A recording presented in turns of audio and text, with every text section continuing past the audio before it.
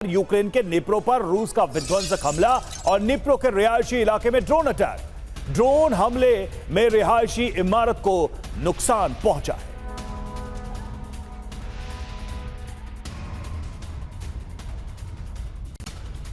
एक और बड़ी खबर, रूसी ड्रोन अटैक से पहले दहला है निप्रो शहर। यूक्रेनी सैन्य पोस्ट पर रूस ने दागे है ड्रोन हमले के बाद सैन्य पोस्ट में लग गई भीषण आग।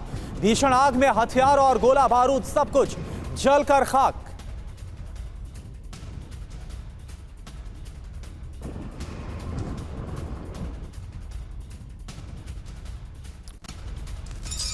वहीं पोर्ट सिटी निप्रो पर नॉनस्टॉप हमले, रिहायशी इलाके पर जोरदार हमला हुआ। रूसी ड्रोन हमले के बाद निप्रो में तबाही, निप्रो के रिहायशी इलाके में लगी आग। ड्रोन हमले में कई लोग घायल।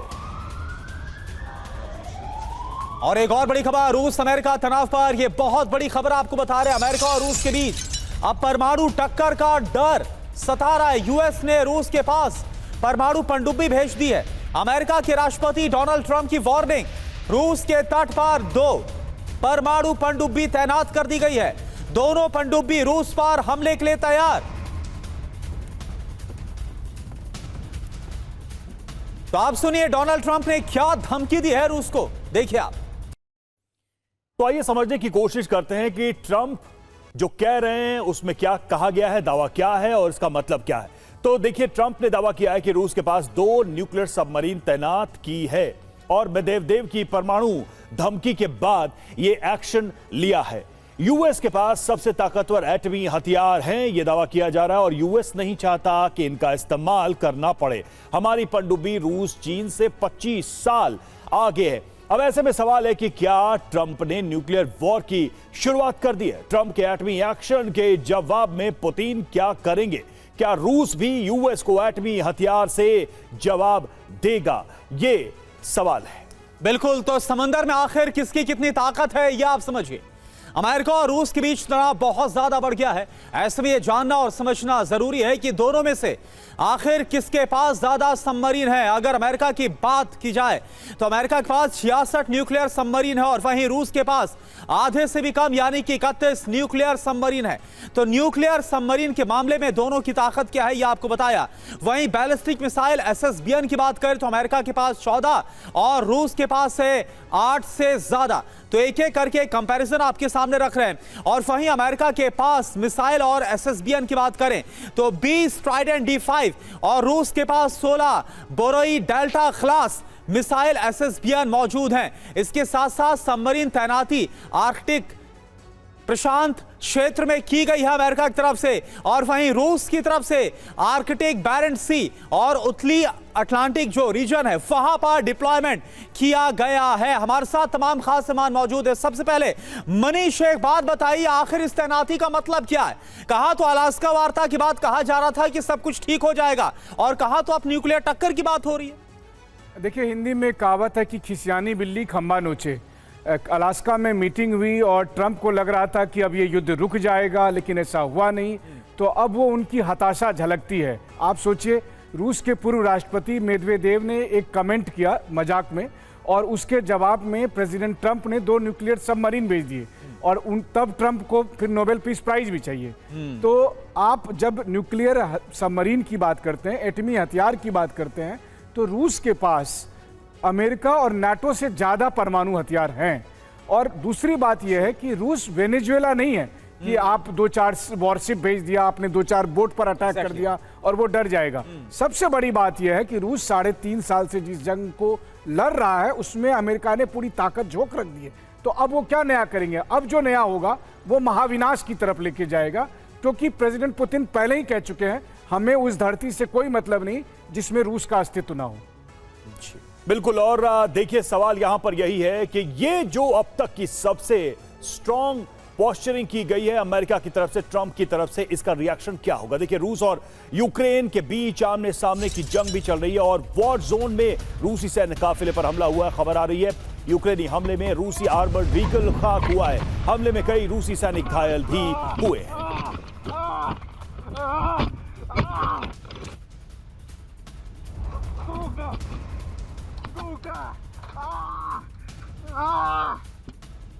और देखिए एक और बड़ी खबर, क्रास्नो आर्म्स पर रूस की तरफ से प्रचंड प्रहार किया गया। फ्लैमे थ्रोअर सिस्टम टॉस 1A से यह हमला हुआ। हमले में यूक्रेन के मिलिट्री व्हीकल कैसे नष्ट हुए। थर्मोबैरिक मिसाइल से यूक्रेन में भारी तबाही, ये देखिए आप।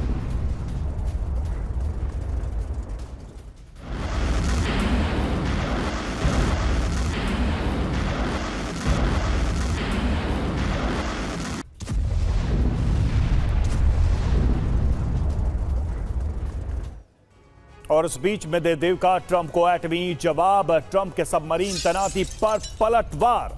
ट्रंप की धमकी को थ्रिलर सीरीज कहा, मेदवेदेव ने कहा nuclear subs for post on x.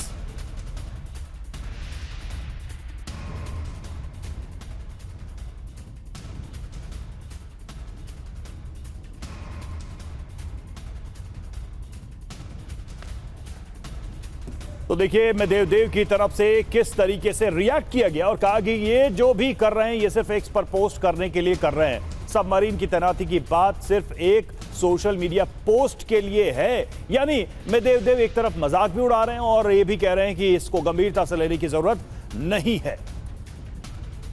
तो आप देखें मेदवेदेव की तरफ से जो ये पोस्ट किया गया, इसमें साफ है कि रूस इससे डरने वाला नहीं, भले कितनी तैनाती अमेरिका कर ले। तो रूस और अमेरिका के बीच एटमी तनाव बढ़ गया है। अब सवाल यह है कि एटम सबमरीन भेजकर डोनाल्ड ट्रंप की रणनीति क्या है और पुतिन कैसे जवाब देंगे, आइए इसको समझते हैं। दरअसल परमाणु युद्ध की आहट अब इसके बाद और तेजी के साथ सुनाई दे रही है। ट्रंप की रणनीति क्या है और वर्सेस पुतिन अब क्या करने वाले, उनका क्या कदम होगा। देखिए टारगेट क्या है, रूस का घेराव करना, यह ट्रंप की रणनीति है। और पुतिन क्या करने वाले हैं, यूएस को कैसे जवाब दिया जाएगा। एटमी सबमरीन भेजेंगे, रॉकेट फोर्स कॉम्बैट रेडी है। ट्रंप की रणनीति, रूस पर दबाव, पुतिन का जवाब पर पनडुब्बी से नाटो का जो घेराव है वो किया जाएगा। यानी कहीं से भी पुतिन झुकने वाले या फिर डरने वाले नहीं है, ये साफ है। और जो पोस्ट आया दिमित्री मेदवेदेव का, उसमें भी काफी हद तक क्लियर है। वो सिर्फ इसको सोशल मीडिया पर कहीं ना कहीं अपनी ताकत दिखाने की जो कोशिश है वो मानते हुए नजर आ रहे हैं, माहौल बनाने की कोशिश करते हुए नजर आ रहे हैं। अब हासिल करना क्या चाहते हैं ट्रंप, दुनिया पर दबदबा कायम करना। पुतिन क्या करेंगे, अमेरिका की सबमरीन की लोकेशन की जो ट्रैकिंग है वो करता हुआ नजर आ रहा है। ब्रजेश सर, आप एक बात बताइए कि जिस तरह से हमने दिखाया अमेरिका वर्सेस रूस, अब ये जो हो रहा है, जिस तरह से एक तरफ से न्यूक्लियर सबमरीन की तैनाती, वो भी एकदम करीब रूस के तट के पास, और रूस की तरफ से दिमित्री मेदवेदेव का ये जवाब, अब आपको लगता है कि हालात और ज्यादा खराब हो गए? करुणा 3.5 साल से ऊपर जो वॉर चल रहा था वो इस स्थिति में पहुंचा है कि सोल्जर्स की बड़ी भारी कमी हो गई है।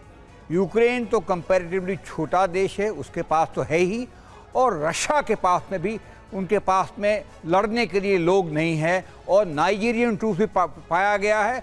और उन्होंने नया अध्यादेश जारी किया है कंस्क्रिप्शन का, करीब 1,35,000 नए ट्रूप्स आएंगे 18 साल से 30 साल के बीच में। और जो स्थिति ज़मीन पर यह है कि रशिया का पल्ला थोड़ा सा भारी है, वो क्रीप करते थोड़ी जगह हासिल कर चुके हैं। तो लड़ाई जो है अभी सही जगह आ गई है। वो यूक्रेन रशिया की लड़ाई तो थी ही नहीं, वो लड़ाई थी वेस्ट की या नेटो की या यूएस स्पॉन्सर्ड वेस्ट की और रशिया के बीच में। हम वहां पहुंच गए हैं और अभी क्या चल रहा है, ताकत तो है नहीं लड़ने की, तो ग्रे जोन ऑपरेशन चल रहा है। ग्रे जोन ऑपरेशन का मतलब है लड़ाई विदाउट किनेमैटिक्स। किनेमैटिक्स थोड़ी बहुत है, मगर जो हरकत हो रही है, अगर आपने सुना होगा, दर्शकों ने सुना होगा, रशिया के यूएवी पोलैंड पे, रोमानिया पे, रशिया के एयरक्राफ्ट लिथुआनिया पे, रशिया के जो फ्लाइंग ऑब्जेक्ट है डेनमार्क में, यहाँ जा रहे हैं। तो क्या कर रहा है रशिया, वो एक तो टो रहा है कि भाई इनकी एयर डिफेंस कैपेबिलिटी क्या है, और दूसरा ज़्यादा महत्वपूर्ण, क्या नेटो देश इकट्ठे हैं। यानी कि सर जो पर्दे के पीछे से खेल कर रहा था अमेरिका या यूरोपीय या नेटो देश, वो पर्दा शायद अब गिरने वाला है। और देखिए यूक्रेन के कुपियांस्क में रूस का विध्वंसक हमला, एक और खबर सामने आ रही है। वॉर जोन में आगे बढ़ रहा है रूसी बैटल टैंक पर अटैक, यूक्रेनी ड्रोन हमले में रूसी टैंक तबाह, यूक्रेन के एक टैंक और 2 आर्मर्ड व्हीकल खाक।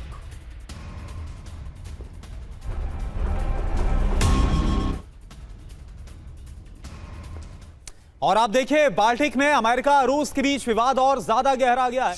रूस की पनडुब्बी के खिलाफ यूएस का बड़ा एक्शन देखने को मिला है। अमेरिका ने पोसाइडन 8 विमान को भेजा है, ये देखिए आप। रूस की सबमरीन की खोज के लिए भेजा गया है P8। नॉर्वे के पास परमाणु जो पनडुब्बी है इसकी खोज के लिए P8 पोसाइडन की तैनाती की गई है। तस्वीरें हम आपको दिखा रहे हैं।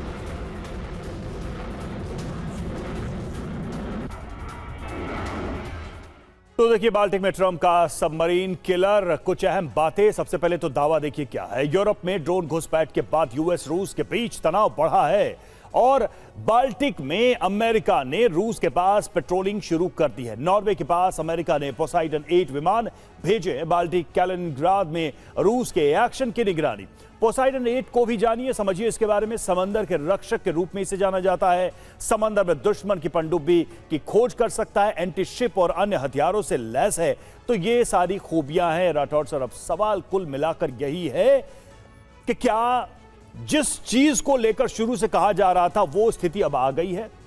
पुतिन और ट्रंप आमने सामने, रूस अमेरिका आमने सामने, और क्या वाकई में किसी न्यूक्लियर पॉसिबिलिटी को आप देखते हैं? क्योंकि ये पोस्चरिंग बहुत स्ट्रांग है अमेरिका की तरफ से, अगर ट्रंप के बारे में विश्वास किया जाए, उनकी बात का विश्वास किया जाए। देखिए, शुरू से रूस और अमेरिका आमने सामने थे, लेकिन ये सामने आ नहीं रहे थे, परोक्ष वार चल रहा था। अभी ये जो पोस्चरिंग है, हमेशा ये देखा गया है कि एक मिसकैलकुलेटेड स्टेप जो है वो आपको युद्ध की तरफ ले जा सकता है। और यहाँ पर आप अगर देखें कि बाल्टिक सी में सबमरीन्स की तैनाती है, ऊपर से अमेरिका के जहाज उसको ढूंढ रहे हैं। आपने भी बताया कि अमेरिका की पनडुब्बियाँ तैनात की गई हैं, तो ये पोस्चरिंग कहीं गलत हो सकती है। और यहाँ पर ये भी बात है कि रूस ने एक बड़ा स्टेप लिया है, जैसा आपने बताया कि पोलैंड में, रोमानिया में, लिथुआनिया में, नॉर्वे में, इन सब जगहों पर रूस की प्रेजेंस देखी गई है। लेकिन एक बात मैं बताना चाहता हूं कि अमेरिका और रूस दोनों परमाणु संपन्न देश हैं। जो सबमरीन के साथ न्यूक्लियर वेपन होता है वो सेकेंड स्ट्राइक के लिए होता है। वो जो सबमरीन की पोस्चरिंग की जाती है सेकेंड स्ट्राइक के लिए की जाती है। ना रूस को सबमरीन की जरूरत है, ना अमेरिका को सबमरीन की जरूरत है। अगर रूस, मॉस्को या वाशिंगटन एक दूसरे को टारगेट करने लगे, या मॉस्को ईस्टर्न यूरोप में किसी को टारगेट करने लगे, ठीक है, सबमरीन है सेकंड स्ट्राइक। ठीक है, और ये है पोस्चरिंग। बिल्कुल सर, वक्त कम इसलिए आपको रोकना पड़ रहा है। यानी कि आगे भविष्य की रणनीति को लेकर अगर हालात खराब हुए तो फिर सेकंड स्ट्राइक के लिए कैसे तैयार रहना, आपका ये कहना है कि उसके लिए तैयारी है। एक और बड़ी खबर, ट्रंप ने पुतिन को फिर से कागजी शेर कहा। डोनाल्ड ट्रंप ने कहा, मैं पुतिन से बहुत निराश हूं, मुझे लगता था वो समाधान खोज लेंगे। पुतिन को एक हफ्ते में ही जंग खत्म करनी चाहिए थी। तो कभी तो तारीफ में कसीदे पढ़ते नजर आ रहे थे और अब कागजी शेर बोल रहे हैं।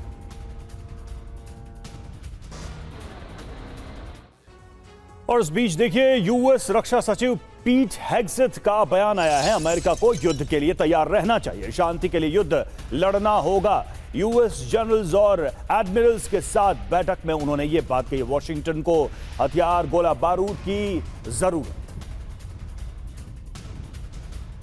तो पीटर हेग्सेथ का ये बयान सामने आया है जो हम आपको बता रहे हैं। और इस बयान को जब दे रहे थे कई अमेरिका के वरिष्ठ सैन्य अधिकारी मौजूद थे। तो वॉशिंगटन से कंफर्म ट्रंप का प्लान विध्वंस, क्या बड़ी बातें हैं। सवाल देखिए क्या ट्रंप रूस से बड़े युद्ध की तैयारी कर रहे हैं और युद्ध की तैयारी के कुछ सबूत क्या दिखाई दे रहे हैं। तो रक्षा सचिव पीट हेग्सेथ ने यूएस से बड़े युद्ध की तैयारी की अपील की है। और पीट हेग्सेथ ने क्या कहा, सेना को और ज्यादा सैनिक हथियार, गोला बारूद की जरूरत है। यूएस मजबूत होगा तो युद्ध को पहले ही रोक देगा। शक्ति के जरिए ही शांति हासिल की जा सकती है। दुनिया में शांति के लिए युद्ध की तैयारी करनी होगी। तो देखिए युद्ध के लिए तैयार रहने के बाद वो कहते यहां पर दिखाई दे रहे हैं। और इधर उत्तरी पोलैंड में मिला रूस का ड्रोन। एक और खबर सामने आ रही है, पोलैंड में रूसी ड्रोन मिलने से सनसनी।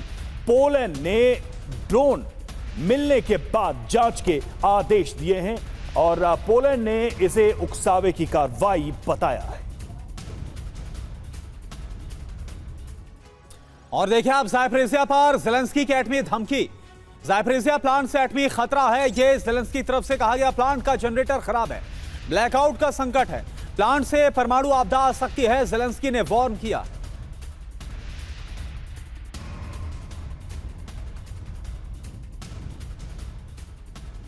तो देखिए परमाणु विनाश का खतरा यहां पर है। ज़ेलेंस्की ने क्या चेतावनी दी है? न्यूक्लियर पावर प्लांट से यूरोप में तबाही की आशंका है। हमलों की वजह से बिजली लाइन की मरम्मत में दिक्कत हो रही है। रूस से हो रहे हमले बुनियादी सुरक्षा बहाली में बाधा हैं। डीजल जनरेटर खराब, ब्लैकआउट का बड़ा संकट है यहां पर। 7 दिन से प्लांट का ग्रिड बंद है, रेडिएशन फैल सकता है। बड़ी बात क्या है? IAEA ने भी न्यूक्लियर प्लांट से खतरा बताया था और इसी बात को ये दोहराते दिखाई दे रहे हैं। मनीष, एक चीज तो साफ यहां पर दिखाई दे रही है कि अमेरिका और रूस के बीच चाहे जैसी भी स्थिति हो, जो भी हो, लेकिन इन सब के बीच एक कंसिस्टेंट प्लान पे ज़ेलेंस्की आगे बढ़ते ही रहे हैं। उतार चढ़ाव आया है, लेकिन ज़ेलेंस्की को कहीं से भी हमने स्टेप बैक करते हुए नहीं दिखा। चाहे वो इस न्यूक्लियर प्लांट का इशू हो, 3 साल पहले भी इसी स्टैंड पर वो इसको लेकर दुनिया में रूस की छवि को लेकर काम करते रहे, या फिर कहिए कि छवि को खराब करते रहे, या फिर वॉर जोन में रूस पर एक स्ट्रैटेजिक हमले करने की बात हो। क्या बड़ी वजह इसके पीछे दिखाई दे रही है? क्या सिर्फ और सिर्फ यूरोप और अमेरिका का सपोर्ट काफी है, या फिर आप मानते हैं कि ज़ेलेंस्की ने भी कम से कम इस युद्ध में कुछ तो साबित करके दिखाया है? देखिए, सबसे पहले तो TV9 शायद रूस के कुछ मीडिया संस्थानों को छोड़ दें तो दुनिया का अकेला टीम नेटवर्क है जो ज़ापोरिज़िया न्यूक्लियर पावर प्लांट के अंदर कई घंटे हम बिता कर आए थे और हमने देखा था कि वहाँ की स्थिति क्या है। आज की तारीख में प्रेसिडेंट ज़ेलेंस्की कहते हैं कि वहाँ पर कभी भी परमाणु त्रासदी हो सकती है, चेरनोबिल से बड़ा। हकीकत यह है कि वहाँ TV9 के कैमरे पर हमने यूक्रेन के ड्रोन देखे थे, हमने अमेरिकी मिसाइल देखे थे, जिसके जरिए यूक्रेनी सैनिक ज़ापोरिज़िया न्यूक्लियर प्लांट को अटैक करने की कोशिश करते थे। तो क्या उस वक्त त्रासदी नहीं हो सकती थी? त्रासदी हो सकती थी। IAEA के DG तक को वो एविडेंस दिखाए गए, जिसको उन्होंने इग्नोर कर दिया। लेकिन TV9 की रिपोर्ट के बाद IAEA को मानना पड़ा कि वहां पर खतरा है। तो ये बात सही है कि न्यूक्लियर प्लांट को लेकर किसी तरह की राजनीति नहीं होनी चाहिए। इसमें गंभीरता की जरूरत है, वैश्विक समुदाय को भी दबाव देने की जरूरत है, IAEA पर भी, यूक्रेन पर भी, रूस पर भी, कि वहां कोई परमाणु हादसा ना हो। रही बात देखिए ज़ेलेंस्की का, तो ज़ेलेंस्की को सबसे बड़ी बात यह है कि उनके पास अमेरिका और यूरोप के चाहे जितने भी सपोर्ट हो, लेकिन ग्राउंड पर उनके पास सैनिक नहीं है। और किसी भी जंग को जीतने के लिए आपके पास ट्रूप्स चाहिए ग्राउंड पर। बिल्कुल, और यही मुश्किल है और यही वजह है कि लगातार वो यूरोप से लेकर अमेरिका को उकसाते नजर आ रहे हैं। एक और बड़ी खबर क्या है? यूक्रेन के खार्किव में रूस का विध्वंसक हमला हुआ है। खार्किव में यूक्रेनी सैन्य पोस्ट पर हवाई हमला हुआ। रूसी हमले में यूक्रेनी सैन्य पोस्ट कैसे तबाह हुई, ये तस्वीरें आप देख पा रहे हैं। हमले में कई रिहायशी इमारतें क्षतिग्रस्त हुई हैं, तस्वीरें आप देखिए।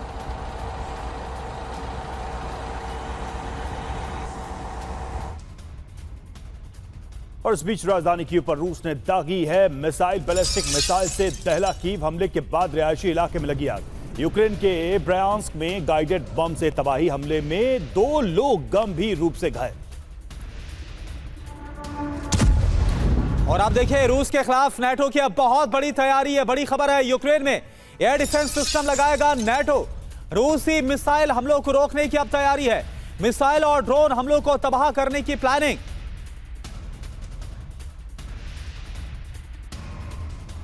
और वहीं यूक्रेन को 2 बिलियन यूरो के हथियार देगा EU की अध्यक्ष उर्सुला वॉन डेर ने कहा है यूक्रेन को सैन्य सहायता बढ़ानी होगी। यूक्रेन को अटैक ड्रोन देगा यूरोपीय यूनियन। यूक्रेनी सैनिकों को ट्रेनिंग भी EU की तरफ से दी जाएगी, ये कहा गया है उर्सुला की तरफ से।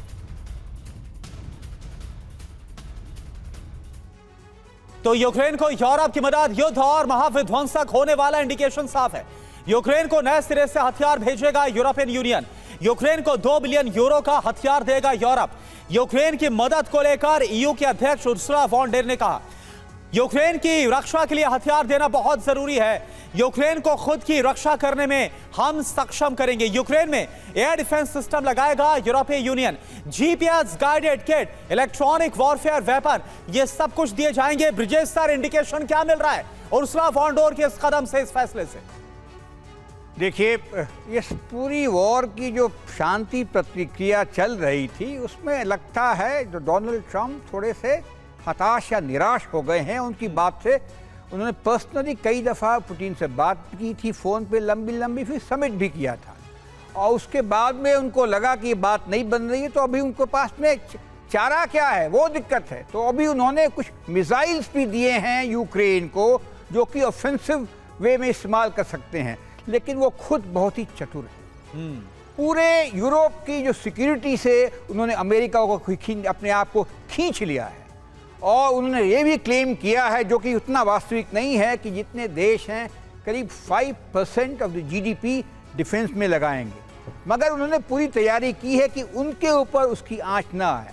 वो हथियार बेचेंगे नेटो को और नेटो सप्लाई करेगा यूक्रेन को। ये इन्होंने कहानी बना के रखी है। दूसरी बात, वो क्या करेंगे और आगे बड़ा मुश्किल है, लेकिन ये ज़रूर है कि अगर उनकी हार होती है या रशिया की जीत होती है यूक्रेन में, जिसकी संभावना हो, तो उनके ऊपर में आंच ना आए। पॉलिटिकली बहुत ही शार्प और चतुर व्यक्ति हैं, और इस सब करके अभी दिखा रहे हैं एक और नोबेल प्राइज, पीस प्राइज की एक हकदार बनने की। उनकी उम्मीदें बहुत सारी हैं, लेकिन रिजल्ट भी दुनिया देख रही है कि आखिर एंड रिजल्ट क्या निकल के सामने आया है। और देखिए, रूसी धमकी के बाद पोलैंड ने बढ़ा दिया है अपना सैन्य बजट। भारी मात्रा में हथियार खरीदेगा पोलैंड। रूस से लगे बॉर्डर पर हथियार करेगा तैनात। रूसी ड्रोन घुसपैठ के बाद सैन्य बजट बढ़ाने का फैसला। और देखिए, एक और बड़ी खबर रूस को लेकर कीथ क्लॉक का बड़ा बयान यूक्रेन के खिलाफ। युद्ध नहीं जीत सकता है रूस। पश्चिमी देशों के खिलाफ युद्ध जीतने में सक्षम नहीं है रूस। अमेरिकी राष्ट्रपति के विशेष दूत है कीथ क्लॉक। उनकी तरफ से यह कहा गया है।